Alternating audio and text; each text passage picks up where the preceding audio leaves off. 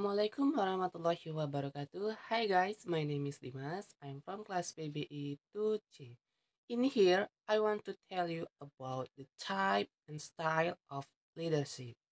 And now, masuk ke tipe-tipe kepemimpinan, yaitu satu, tipe otoritas, di mana seorang pemimpin harus dipatuhi oleh bawahannya dan harus melakukan setiap apa yang diperintahkan oleh pemimpin, mau itu perintah sekecil apapun.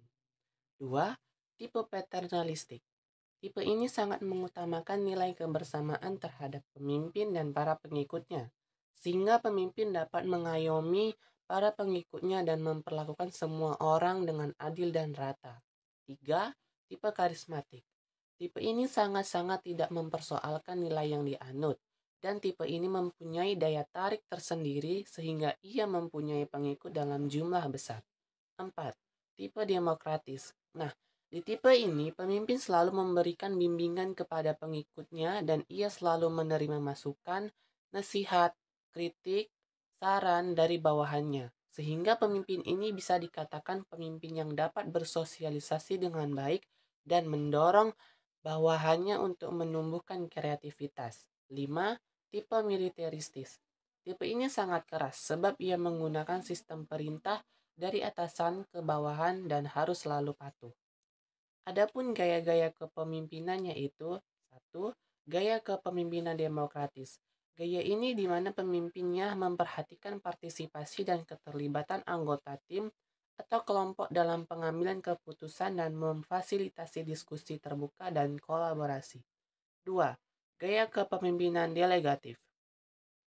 Kepemimpinan ini cenderung lebih sedikit untuk ikut campur tangan dalam pengambilan keputusan, hanya lebih mempercayakan kepada bawahannya untuk mengatur tugas mereka sendiri. Tiga, gaya kepemimpinan birokratis. Kepemimpinan ini yang taat pada aturan dan tata kelola dan pemimpin yang memegang kendali yang ketat atas pengambilan keputusan dan pelaksanaan tugas. 4. Gaya kepemimpinan laissez-faire.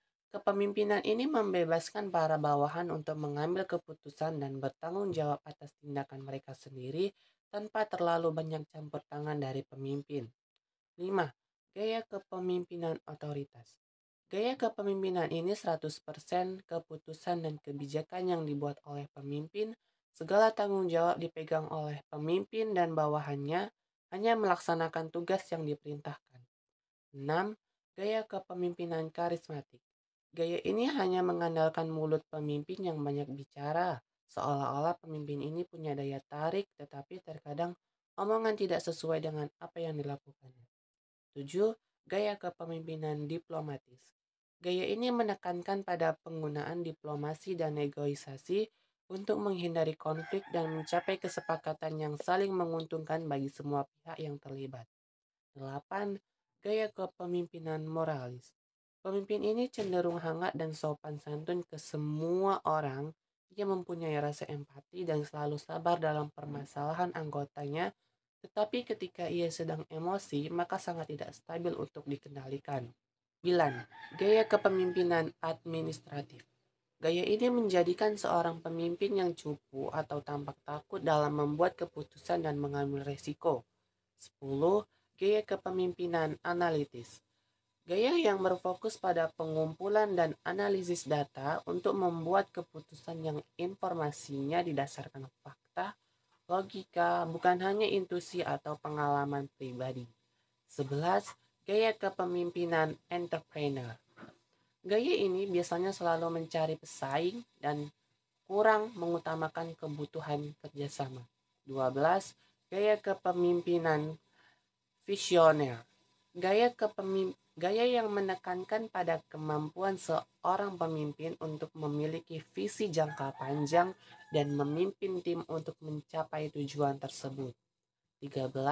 Gaya kepemimpinan situasional adalah pendekatan kepemimpinan yang menyesuaikan tindakan dan gaya kepemimpinan dengan situasi yang dihadapi oleh para bawahan.